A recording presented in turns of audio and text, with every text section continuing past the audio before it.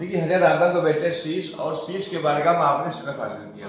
आपकी लंबाई है 120 फीट का विधान, यानी दिल का हिस्सा जाहिर हुआ। दो टीले के बीच में, एक टीला इधर एक टीला इधर, इसके बीच में आपकी लंबाई है। और सामने आपकी अहलिया यानी बीबी का मसनद आब हयात जन्नत की हूर से निकाह हुआ। आज भी और आज के तालीम इलाके का वजह करते हैं।